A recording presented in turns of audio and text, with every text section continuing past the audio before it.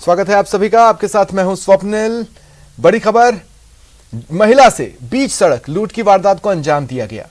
जोधपुर से यह खबर है। यहां स्कूटी सवार एक महिला से लूटपाट हुई। बदमाशों ने सबसे पहले लात मारकर स्कूटी को गिराया और फिर लूट की वारदात को अंजाम दिया। महिला के पास जो बैग था उसमें सोने की चेन थी, बदमाशों ने ले ली। 21,000 रुपए नगद भी लूट लिए और फरार हो गए।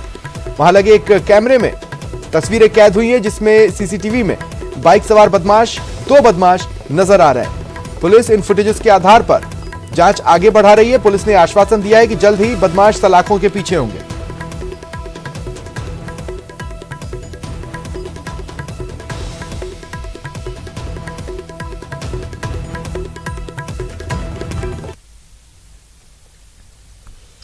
पिस्टल की नोक पर लूट की खबर जालोर के सांचौर से। यहां पिस्टल की नोक पर लूट की वारदात को अंजाम दिया गया। एक ड्राइवर से गाड़ी लूटकर बदमाश ले भागे। गुजरात के अंबाजी से किराए पर लेकर आए थे लुटेरे। ड्राइवर को सुनसान जगह पर ले जाकर उसके साथ मारपीट की, पिस्टल दिखाई, गाड़ी लूट ली और मोबाइल भी लूट लिया। सांचौर के कुंडकी गांव के पास इस वारदात को अंजाम बदमाशों ने दिया है।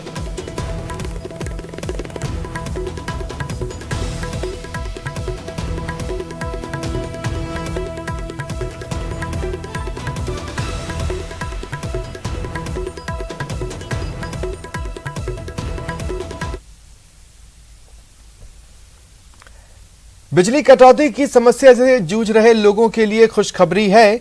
राजस्थान के ऊर्जा सचिव भास्कर सावंत ने न्यूज 18 से एक्सक्लूसिव बातचीत में दावा किया कि 13 सितंबर से राज्य में बिजली की कटौती बंद कर दी गई है। जनता खुशी से दीपावली पर घरों और बाजारों को रोशन कर सकेंगे। इसके लिए बिजली तंत्र तैयार किया गया है। राज्य में इन दिनों चल रहा मेंटेनेंस कार्य भी पूरा कर लिया है। साल के सबसे बड़े त्योहार दीपोत्सव पर ऊर्जा विभाग की तैयारी और प्रदेश में बिजली कटौती, उपभोग, रिन्यूएबल एनर्जी के क्षेत्र में चल रहे कामकाज, बिजली तंत्र को अपग्रेड करने को लेकर ऊर्जा सचिव भास्कर सावंत से न्यूज 18 ने एक्सक्लूसिव बातचीत की।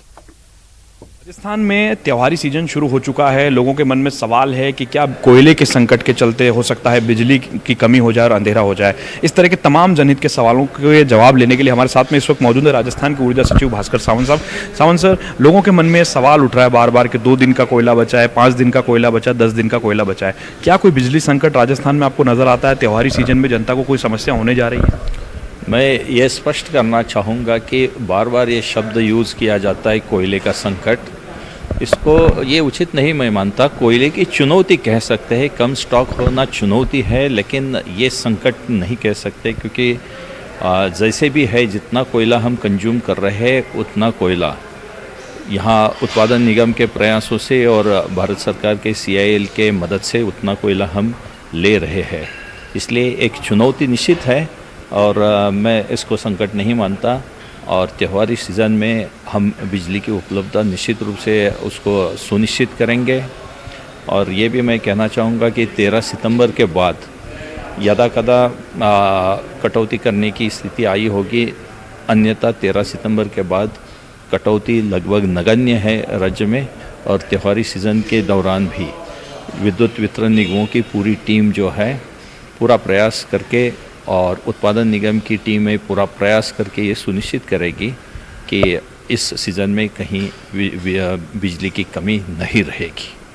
रिन्यूएबल एनर्जी के क्षेत्र में भी हम लगातार कुछ नए नवाचार कर रहे हैं। कोल इंडिया ने भी यहाँ पर अपनी इच्छा जाहिर की, उन्होंने भी MOU किया है। रिन्यूएबल एनर्जी पे क्या फ्यूचर देख रहे हैं आप राजस्थान का, क्योंकि इस वक्त आपके पास बड़ा दारोमदार है? रिन्यूएबल एनर्जी में जो भारत सरकार ने टारगेट सुनिश्चित किए हैं 2030 तक 500 गीगावाट का, अपने आप में बहुत बड़ा टारगेट है। उसका लगभग 1/5 19% टारगेट राजस्थान स्टेट से मिट आउट होगा। तो राजस्थान को रिन्यूएबल के क्षेत्र में ऑलरेडी बहुत अच्छा काम किया है और आगे चल के और भी अच्छा काम करना है। और राजस्थान में रिन्यूएबल एनर्जी का जो है भविष्य निश्चित रूप से अच्छा है क्योंकि माननीय मुख्यमंत्री महोदय के निर्देशन में इस क्षेत्र को हर प्रकार से प्राथमिकता दी जा रही है, इस पे काम किया जा रहा है। सर, त्योहारी सीज़न में और रिन्यूएबल एनर्जी दोनों के लिए आप पूरी तरह से तैयार हैं, लेकिन अगर कोयले की किल्लत जो चल रही है उसे दूर करने के लिए हम क्या काम करने जा रहे हैं? जैसे कि आज आपने देखा कि भारत सरकार के माननीय कोयला मंत्री जी स्वयं यहाँ पधारे थे, उनके साथ CIL के CMD साहब भी पधारे थे, उनकी पूरी टीम थी और डिटेल में आज उनके साथ मंत्री और मुख्यमंत्री जी के लेवल पे बात हो गई। उनके CMD साहब के साथ CS महोदय और हमारे पूरे टीम की डिटेल में बात हो गई है। तो मेरा मानना है कि चुनौती तो है, लेकिन हर चुनौती का निराकरण होगा, उसके समाधान भी है। बीजेपी की कोर कमेटी की बैठक पर नेता प्रतिपक्ष गुलाबचंद कटारिया का बड़ा बयान सामने आया है। उन्होंने कहा कि पहले से ही कोर कमेटी की बैठक तय थी, किसी नेता को तलब नहीं किया गया है, तय स्केड्यूल के आधार पर बैठक की जा रही है। वहीं बीजेपी के फेस वाले मैटर पर भी कटारिया ने बयान दिया। कहा बीजेपी ने बिना चेहरे के कई चुनाव लड़े हैं, इस बार भी आलाकमान निर्णय करेगा।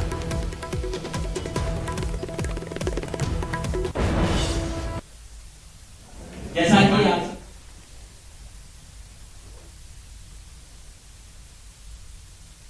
बीजेपी के नेताओं को तलब किया गया है क्योंकि गुटबाजी कम दिखे। नहीं, मेरे हिसाब से तलब नहीं है। अगर कोई ठीक तरह से समझे, यही 20 और 21 तारीख हमारी कोटा की राष्ट्रीय अध्यक्ष जी लड्डा जी के कार्यक्रम तय था और उसी में हमारी कोर कमेटी का भी टाइम तय था। वो कोर कमेटी की मीटिंग और वो कार्यक्रम हिमाचल के चुनाव की घोषणा हो जाने के कारण से राष्ट्रीय अध्यक्ष जी का आना संभव नहीं था, तो उन्होंने वो जो कार्यक्रम वहाँ होने वाला था उसको जो रखा। लेकिन ये कोर कमेटी में उन्होंने सोचा कि मैं इस कोर कमेटी की बैठक जो कोटा में लेने वाला हूँ वो मैं दिल्ली में आकर के इसको एडजस्ट कर सकता हूँ, तो उसी के तहत शायद उन्होंने ये मीटिंग आज रखी है। और वही 21 तारीख थी वहाँ भी, और आज भी 21 तारीख भी। चेहरे पर चुनाव कभी कभी लड़ी, बिना चेहरे के लड़ने के बाद भी चेहरा घोषित हो जाता है। गौरव सिंह जी को हमने जब मुख्यमंत्री बनाया तब क्या चेहरे पे चुनाव लड़ा था? नहीं लड़ा था, बिना चेहरे के लड़ा था और गौरव सिंह जी बना दी। वसुंधरा जी को जब यहाँ लाए थे तो केवल अध्यक्ष के रूप में लाए थे, चेहरे के रूप में नहीं घोषित किया पहली बार। सेकंड बार में चेहरे के रूप में घोषित करके ही चुनाव लड़े थे। थर्ड टाइम में भी चेहरा घोषित करके चुनाव लड़े थे। कभी घोषित करके लड़ते हैं, कभी नहीं करते हैं, लेकिन हमारे यहाँ चेहरा इतना महत्वपूर्ण नहीं होता जितना संगठन महत्वपूर्ण होता है। तो चेहरा महत्वपूर्ण नहीं है, संगठन महत्वपूर्ण है। गुलाबचंद कटारिया का बड़ा बयान। साथ ही देखिए, ये कयास लगाए जा रहे थे कि दिल्ली में जेपी नड्डा आज एक जो अहम बैठक लेने वाले हैं बीजेपी कोर कमेटी की। कहा जा रहा था कि शायद कुछ चेहरों को तलब किया गया है इन डिसिप्लिन की वजह से। कटारिया का कहना है कि नहीं, किसी नेता को तलब नहीं किया गया, तय स्केड्यूल के आधार पर बैठक की जा रही है। ज्यादा जानकारी के लिए बात करेंगे सहयोगी कपिल श्रीमाली से। कपिल, लब्बल आप क्या रहा गुलाबचंद कटारिया से बातचीत का आपके? देखिए, मुख्य रूप से गुलाबचंद कटारिया का कहना है कि दिल्ली में जो कोर कमेटी की बैठक आयोजित हो रही है, ये एक शेड्यूल्ड बैठक है। ये पहले से ही कोटा में जो बैठक हुई थी उसके बाद से ये बैठक जो है वो तय हो चुकी थी और उसी के आधार पर ये बैठक की जा रही है। हालांकि हाल ही में जो चुनावों की जो घोषणा हुई है उसके आधार पर कुछ डिले जरूर होने की बात उन्होंने कही, लेकिन उनका कहना था कि किसी भी नेता को दिल्ली तलब नहीं किया गया है, सभी को पहले से तय बैठक में बुलाया गया है। उनसे ये भी पूछने की कोशिश की गई कि क्या इस बैठक के मार्फत गुटबाजी कम करने की कोशिश की जाएगी, तो उन्होंने इस बात को भी नकारा कि इस तरह की जो बातें हैं वो भ्रामक है, सिर्फ चर्चा का विषय बनी हुई है। लेकिन वास्तविकता में जो बैठक है वो पार्टी को मजबूत करने के लिए बैठक है और जो राष्ट्रीय पदाधिकारी हैं, जिसमें खुद राष्ट्रीय अध्यक्ष जेपी नड्डा है, वे राजस्थान में बीजेपी को मजबूत करने के लिए कोर कमेटी की बैठक ले रहे हैं। हालांकि आज जो सभी नेता उदयपुर में जमा हुए हैं उनका मुख्य उद्देश्य प्रधानमंत्री की मानगढ़ धाम की यात्रा को लेकर है, जो कि नवंबर के पहले सप्ताह में प्रस्तावित है। उसको लेकर उदयपुर में एक महत्वपूर्ण बैठक चल रही है। जी चलिए, शुक्रिया।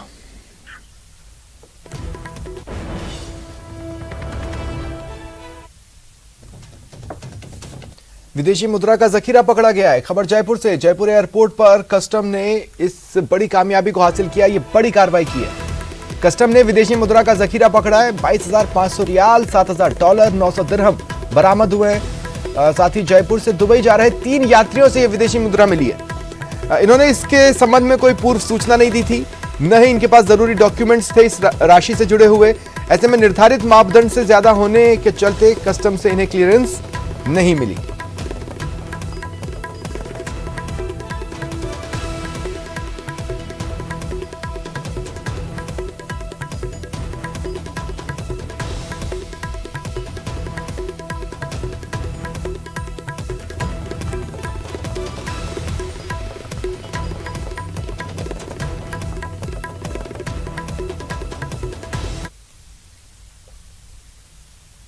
ट्रैक्टर ट्रॉली पलट गई। अजमेर से ये खबर है, केकड़ी में मजदूरों से भरी एक ट्रैक्टर ट्रॉली पलट गई।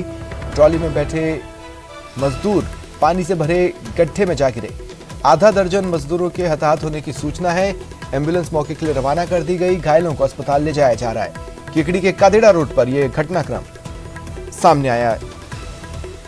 केकड़ी में एक ट्रैक्टर ट्रॉली जिसमें मजदूर बैठे हुए थे वो पलट गई। ऐसे में मजदूर पानी से भरे गड्ढे में जा गिरे। आधा दर्जन मजदूरों के हताहत होने की सूचना है, जिन्हें अस्पताल पहुंचाया जा रहा है।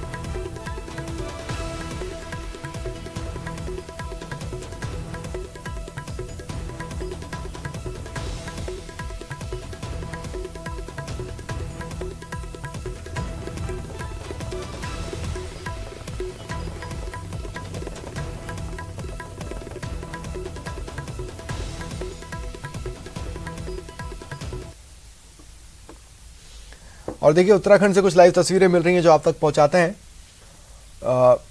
तस्वीरें आपकी टीवी स्क्रीन पर। तो प्रधानमंत्री कुछ ही पलों में चॉपर से बाहर आएंगे, हेलीकॉप्टर से बाहर आएंगे और उनके स्वागत के लिए यहाँ पर मंदिर समिति के लोग, अधिकारी मौजूद हैं प्रधानमंत्री के स्वागत के लिए। और उसके बाद काफिले की गाड़ियां भी देखिए, बैक टू बैक काफिले की गाड़ियां लग गई हैं। जो प्रोटोकॉल है उसके मुताबिक भी दूसरे या तीसरी गाड़ी में प्रधानमंत्री होते हैं। रेंज रोवर आपको नजर आ रही होगी, 3 काले रंग की गाड़ियां हैं, इन्हीं में एक प्रधानमंत्री जाएंगे मंदिर की तरफ। चॉपर आपको नजर आ रहा है और थोड़ी ही देर में प्रधानमंत्री बस चॉपर से नीचे कदम रखेंगे।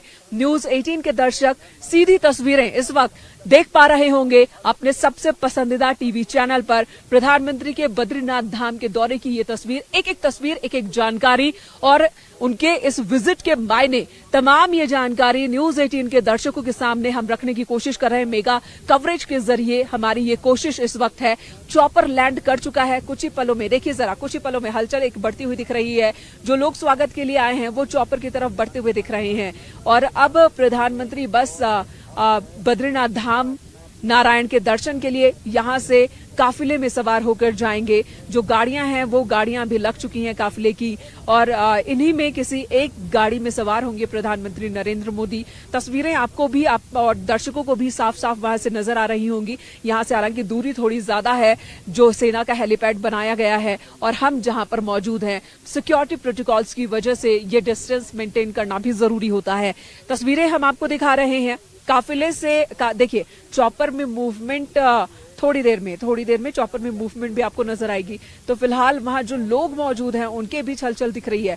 एसपीजी कमांडोज ने पूरे रास्ते को घेर लिया है, पूरे हेलीपैड को घेर लिया है और वहां पर प्रधानमंत्री नरेंद्र मोदी के बस उतरने का इंतजार हो रहा है, जिसके बाद प्रधानमंत्री बद्रीनाथ धाम जाएंगे। जो वक्त की बात की जाए तो 11:30 का वक्त निर्धारित था। जो टाइम टू टाइम प्रोग्राम आया था प्रधानमंत्री का, 11:30 पर वो पूजा अर्चना करेंगे। पीएम मोदी बद्रीनाथ धाम में आर्मी हेलीपैड पर पहुंच चुके हैं। 11:10 का ये वक्त है और यहां से रवाना होंगे। ज्यादा वक्त नहीं लगता है यहां से साकेत चौक तक जाने में। उससे पहले कहा जा रहा है कि थोड़ी बहुत बातचीत भी प्रधानमंत्री की यहां पर अधिकारियों से होनी है। और बहुत ही ऐतिहासिक, बहुत ही महत्वपूर्ण है प्रधानमंत्री नरेंद्र मोदी का बद्रीनाथ धाम का ये दौरा। आज रात यहीं पर रुकेंगे और इस बीच अलग अलग कार्यक्रमों में वो शामिल होंगे। एक तरफ बद्री विशाल की पूजा अर्चना करेंगे तो दूसरी तरफ विकास कार्यों की समीक्षा करेंगे। और ये देखिए, प्रधानमंत्री शायद चॉपर से बाहर आ चुके हैं। तस्वीरें आपके सामने हैं। ऐसा लगता है प्रधानमंत्री चॉपर से बाहर आ चुके हैं और उनके स्वागत के लिए जो लोग मौजूद हैं उनके बीच वो कतारबद्ध होकर के इस वक्त पीएम से मिलते हुए आपके सामने टीवी स्क्रीन पर दिख रहे हैं। सभी लोगों से मिलते हुए आगे अपने काफिले की तरफ वो बढ़ते हुए नजर आ रहे हैं। तो पीएम मोदी बाबा बद्री विशाल के दर्शन के लिए, पूजन के लिए बद्रीनाथ धाम आ चुके हैं। और जो संकल्प प्रधानमंत्री नरेंद्र मोदी का होता है वो संकल्प एक बार फिर से आज वो दोहराएंगे। कल जब हमारी बात हो रही थी धर्माधिकारी से, उन्होंने यही कहा कि प्रधानमंत्री संकल्प यही लेते हैं कि सबकी सुरक्षा कैसे हो और सबका उत्थान कैसा हो। वसुधैव कुटुंबकम के हिसाब से सबकी सेवा की भावना के साथ वो संकल्प लेते हैं, पूजा पाठ करते हैं। अपने परिवार के लिए उन्होंने आज तक पूजा पाठ के दौरान और खुद के लिए कभी नहीं मांगा, ये कहना है धर्माधिकारी का। जो पूजा हर बार करवाते हैं प्रधानमंत्री नरेंद्र मोदी की, मंत्रोच्चारण वही करते हैं और जो तमाम विधि होती है पूजा पाठ की वही पूरी करवाते हैं। तो प्रधानमंत्री अब बीकानेर के खाजूवाला से बड़ी खबर है। फाइनेंस कर्मचारी के साथ लूट की वारदात हुई। इस मामले में पुलिस को लुटेरों को पकड़ने में सफलता मिल गई है। पुलिस ने 3 लुटेरों को हिरासत में लिया है। 1 कार, 2 बाइक और लूट की राशि बरामद कर ली है। पुलिस आरोपियों से पूछताछ कर रही है। ये सभी आरोपी नशे के आदी बताए जा रहे हैं। कर्मचारी दीपाराम से 1,17,000 रुपए लोगों ने लूटे थे। मामले में जांच करते हुए पुलिस के पुलिसकर्मी इन लुटेरों तक पहुंचे और इन्हें पकड़ लिया।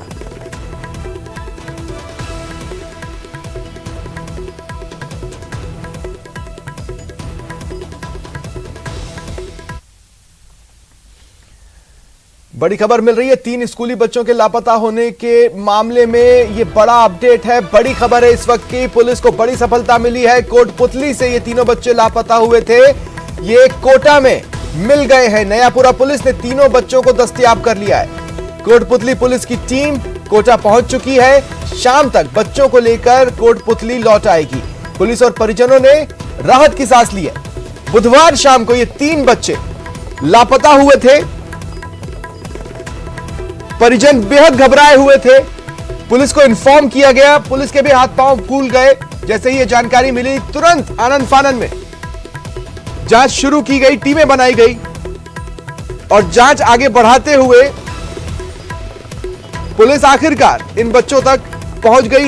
इन तीनों बच्चों को दस्तयाब कर लिया और इसी के साथ पुलिस ने भी राहत की सांस ली। 3 स्कूली बच्चे जो कि लापता हो गए थे, इस मामले में पुलिस को बड़ी सफलता मिली है। कोटपुतली से लापता ये तीनों बच्चे कोटा में मिले। नयापुरा पुलिस ने तीनों बच्चों को दस्तयाब कर लिया है। कोटपुतली पुलिस की टीम कोटा पहुंच चुकी है और शाम तक इन बच्चों को लेकर कोटपुतली लौट आएगी।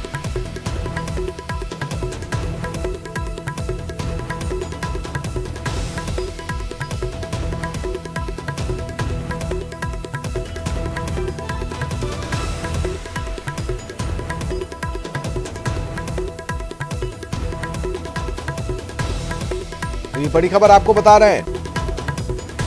3 स्कूली बच्चे जो कि लापता हो गए थे, बुधवार शाम को उन्हें ढूंढ लिया गया है। ये तीनों बच्चे कोटा में मिल गए हैं और पुलिस ने तीनों बच्चों को दस्तयाब कर लिया है। वहीं कोटपुतली पुलिस की टीम कोटा पहुंच चुकी है और इन बच्चों को लेकर शाम तक कोटपुतली लौट आएगी। आखिरकार परिजनों ने, पुलिस ने राहत की सांस ली है। ये बड़ी खबर, पुलिस को मिली बड़ी सफलता की। ज्यादा जानकारी के लिए बात करेंगे सहयोगी हीरालाल से। हीरालाल, पूरी खबर। जी, मैं आपको बता दूं कि कल बुधवार शाम को 3 बच्चे कोटपुतली के क्षेत्र से जो लापता हुए थे, उनको आज पुलिस ने कोटा के नयापुरा थाना से दस्तयाब कर लिया है। सूचना पर कोटपुतली पुलिस की एक टीम कोटा के नयापुरा थाना पुलिस पहुंच गई है और आज शाम तक तीनों बच्चों को लेकर कोटपुतली पहुंचेगी। मामला ये था कि 3 बच्चे जो है, तीनों स्कूली बच्चे थे और तीनों जने हैं जो घर से निकले थे। उसके बाद तीनों बच्चे लापता हो गए थे। प्रारंभिक तौर पे जो जानकारी सामने आई है, जो सीसीटीवी फुटेज जो घटनास्थल के आसपास है, पुलिस ने उनकी जब जांच की तो सामने आया कि तीनों बच्चे घर बैग लेके निकले थे और किस कारण से निकले ये अभी तक स्पष्ट नहीं हो पाया। जब टीम है जो बच्चों को लेकर यहाँ कोटपुतली पहुंचेगी और उनसे पूछताछ करेगी, उसके बाद पता चल पाएगा बच्चे तीनों जो घर से क्यों पहुंच गए और किस प्रकार से वो कोटा पहुंचे। फिलहाल बड़ी राहत की खबर है। पुलिस और परिजनों में खुशी का माहौल है और पुलिस और परिजनों ने राहत की सांस भी ली और आज शाम तक तीनों बच्चों को पुलिस लेकर कोटपुतली पहुंचेगी। जी चलिए, शुक्रिया तमाम जानकारी के लिए।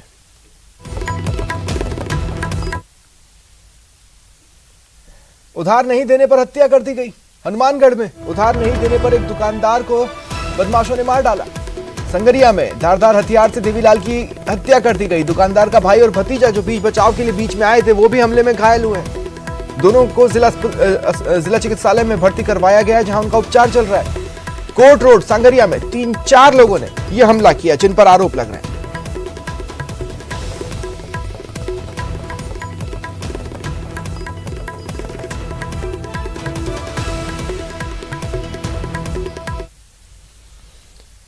बढ़ेंगे आगे। उड़न दस्ते पर हमला हुआ पाली में। परिवहन विभाग के उड़न दस्ते पर ट्रक चालकों ने हमला बोल दिया। विभाग की जीप को भी बुरी तरह से तोड़ा फोड़ा गया। ट्रक चालकों द्वारा बुरी तरह से जीप को क्षतिग्रस्त कर दिया गया। ओवरलोड वाहनों की चेकिंग के दौरान यह विवाद हुआ। ट्रक चालकों ने ट्रैफिक इंस्पेक्टर के साथ इस दौरान हाथापाई भी की। साथ ही विभाग की नगद राशि के साथ ट्रक चालक फरार हो गए। बर टोल नाका है, उसके पास ही ये घटना हुई है।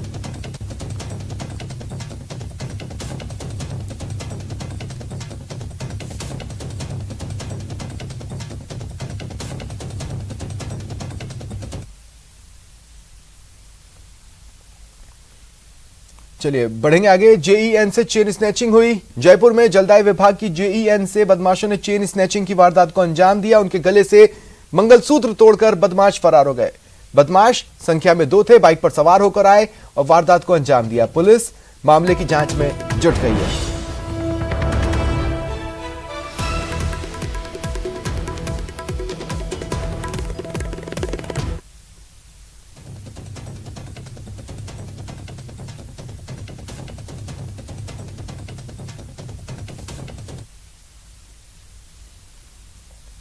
आज दिल्ली में राजस्थान बीजेपी कोर कमेटी की बैठक होगी। बीजेपी अध्यक्ष जेपी नड्डा की अध्यक्षता में यह बैठक बुलाई गई है। शाम 6 बजे बीजेपी मुख्यालय में यह बैठक होगी। इसमें बीजेपी राजस्थान के मिशन 2023 और 2024 को लेकर चर्चा करेगी, रणनीति तय करेगी। नेता प्रतिपक्ष गुलाब चंद कटारिया, बीजेपी के जो प्रदेश अध्यक्ष सतीश पूनिया और अन्य चेहरे बैठक में मौजूद रहेंगे। दिल्ली में ये बैठक होनी है शाम 6 बजे। साथ ही जन आक्रोश आंदोलन की रूपरेखा पर भी इसमें बातचीत होगी, उसकी भी रूपरेखा तय हो सकती है। वहीं जेपी नड्डा और पीएम मोदी के आगामी दौरों पर भी चर्चा की संभावना है। साथ ही कैसे मिशन 2023 और 2024 अपने नाम किया जाए, उस लिहाज से इस बैठक को महत्वपूर्ण माना जा रहा है। चलिए सीधा चलते हैं सहयोगी लखबीर के पास, जो इस वक्त मेरे साथ जुड़ रहे हैं। क्या अपडेट्स है लखबीर?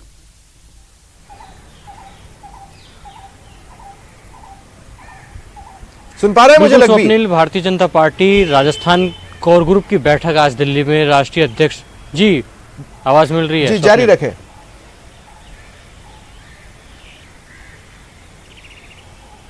जी बिल्कुल, Bharatiya Janata party Rajasthan core group की बैठक आज शाम 6 बजे राष्ट्रीय अध्यक्ष जेपी नड्डा की अध्यक्षता में दिल्ली में बुलाई गई है। तमाम कोर ग्रुप के सदस्यों को दोपहर तक दिल्ली आने के निर्देश दिए गए हैं। जब शाम 6:30 बजे जेपी नड्डा की अध्यक्षता में ये बैठक शुरू होगी। सबसे महत्वपूर्ण इस बैठक को इस लिहाज से लेकर देखा जा रहा है क्योंकि राजस्थान में अगले साल विधानसभा के चुनाव है और 2024 में लोकसभा के चुनाव है। ऐसे में सियासी वैतरणी कैसे पार की जाए, विजय पताका कैसे फहराई जाए और एकजुट होकर कैसे कमल का खिलाया जाए, ये भारतीय जनता पार्टी चाहती है। क्योंकि राजस्थान में बीजेपी कई खंडों में बटी हुई है, कई गुटों में बटी हुई है। ऐसे में अनुशासनात्मक रूप से भारतीय जनता पार्टी एक जाजम पर आकर खड़ी हो और सक्रियता से चुनावी मैदान में उतरे, ये राष्ट्रीय आलाकमान का पहला उद्देश्य है। और पहले भी कई बार ऐसे प्रयास किए गए, लेकिन अब चुनावी मैदान में उतरने से पहले और बीजेपी के राष्ट्रीय नेताओं के दौरे होने से पहले तमाम नेताओं को दिल्ली बुलाकर ये नसीहत दी जाएगी कि आगामी दिनों में जैसे प्रधानमंत्री नरेंद्र मोदी सहित आला नेताओं के दौरे होने जा रहे हैं, उसको कैसे सक्सेसफुल किया जाए। आम जनता के बीच में किन मुद्दों के साथ भारतीय जनता पार्टी पहुंचे, केंद्र की मोदी सरकार की जन कल्याणकारी जो योजना है उनका प्रचार प्रसार किया जाए। और चूंकि राजस्थान की अशोक गहलोत सरकार 4 साल का कार्यकाल सूबे में पूरा करने जा रही है, ऐसे में भारतीय जनता पार्टी प्रदेश में 20 नवंबर से अगले 1 महीने तक जन आक्रोश यात्रा तमाम 200 विधानसभा सीटों पर निकालने जा रही है। उसको कैसे सक्सेसफुल किया जाए, किन मुद्दों पर आधारित हो, उसका रोड मैप भी आज तैयार किया जाएगा। और अगले 1 साल तक की क्या कुछ रूपरेखा बीजेपी संगठन की होगी, उसका ब्लूप्रिंट आज तैयार किया जाएगा और पूरा खाका आज खींचा जाएगा।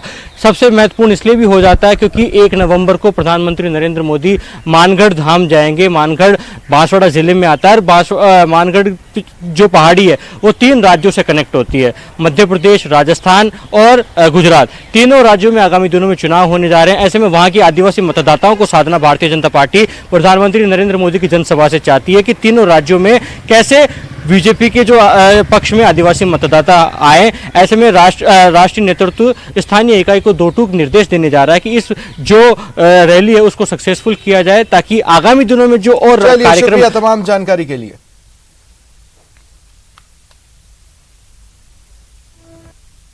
दिल्ली में कोर कमेटी बैठक में हलचल। तो निश्चित रूप से 2 बार मुख्यमंत्री रही हुई उसको भी लेके साथ जाना था, कहाँ दिक्कत है। लेकिन मैं इसका ऑथेंटिक जवाब नहीं दे सकता। हो सकता है निर्णय क्या हम 4 लोग ही जाएंगे। क्या वसुंधरा के मुद्दे पर दिल्ली में बैठक? केंद्र को लगा होगा, राष्ट्रीय अध्यक्ष जी को लगा होगा कि भाई एक बार यहाँ कोर कमेटी को बुलाना चाहिए, इसलिए बुलाइए। है जरूर कोई न कोई विषय, अन्यथा कोर कमेटी वहाँ बुलाना, मुझे लगता है कि पहली बार कोर कमेटी, ये नए अध्यक्ष बनने के बाद पहली बार कोर कमेटी दिल्ली में हो रही है, तो कोई न कोई कारण होगा। अब यहाँ के लोकल लोग ज्यादा जानते होंगे। कांग्रेस की अंदरूनी सियासी हलचल अभी भले ही शांत दिख रही हो, लेकिन इसके इम्पैक्ट को लेकर बीजेपी में हलचल तेज हो गई है। कांग्रेस विधायकों के इस्तीफे के मामले को लेकर स्पीकर सीपी जोशी के घर पहुंचे बीजेपी नेताओं की इसी तस्वीर पर शायद बीजेपी में खलबली है, और इसकी तस्दीक पार्टी के राष्ट्रीय उपाध्यक्ष ओम माथुर भी करते हैं। सवाल है कि क्या प्रदेश बीजेपी के नेताओं ने पूर्व सीएम वसुंधरा राजे को पार्टी के बड़े कार्यक्रम से दूर रखा? और ये विषय वास्तव में गंभीर भी है, और क्या रही क्या नहीं रही, कितने विधायक गए कितने नहीं गए, कौन गया कौन नहीं गया, सबको जाना था नहीं जाना था, इसलिए मैं कोई ऑथेंटिक बात आपको नहीं कह सकता। आपको बता दें कि 2 दिन पहले जब और चलिए एक बार फिर आपको उत्तराखंड लिए चलते हैं। बद्रीनाथ धाम प्रधानमंत्री नरेंद्र मोदी पहुंच चुके हैं और यहां भी वो पूजा अर्चना करेंगे और विकास कार्यों की सौगात देंगे। अंतिम रूप से वो अपने जीवन के उत्तरार्ध में आकर के भगवान बद्री विशाल का आशीर्वाद लेते हैं। बद्री विशाल यहाँ पर आज से नहीं, पुराणों में जैसा कहा गया है कि पुराकृत युवास पदो सर्वभूत हिताय चा मूर्ति मान्य गवा शस्त्र उपयोगे समाश्रितः त्रेता युगे ही ऋषिगणे योगाभ्यासे तत्परः द्वापरे समुत्प्राप्ते ज्ञान निष्ठे ही दुर्लभम। कहा गया है कि सतयुग में भगवान बद्रीनाथ साक्षात दर्शन देते थे, लेकिन त्रेता युग में वही दर्शन कर पाते थे जो ऋषि मुनि योगाभ्यास के द्वारा उनका दर्शन करना चाहते थे। द्वापर युग में भगवान बद्रीनाथ को मानव रूप में अवतार लेना था, उन्हें धरती पर विभिन्न कष्टों का धर्म की स्थापना करनी थी। इस कारण से उन्होंने कृष्ण के रूप में अवतार लिया।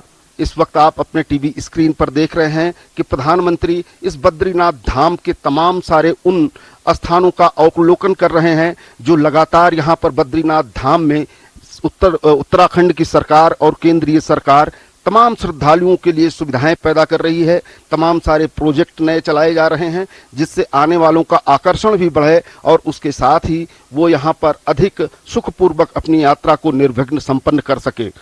3400 करोड़ से अधिक की परियोजनाओं का आज शुरुआत करेंगे प्रधानमंत्री यहाँ, लेकिन सबसे पहले वो बद्री विशाल के दर्शन करेंगे। धीरे धीरे मंदिर में प्रवेश करते हुए प्रधानमंत्री नरेंद्र मोदी, मैं बता रहा था कि कलयुग में लोगों ने प्रार्थना की, ऋषियों ने प्रार्थना की भगवान बद्रीनाथ कैसे आपके दर्शन होंगे, कैसे आप जब मानव रूप में द्वापर में आ जाएंगे तब आप इस स्थान पर आप कैसे प्राप्त हो सकते हैं।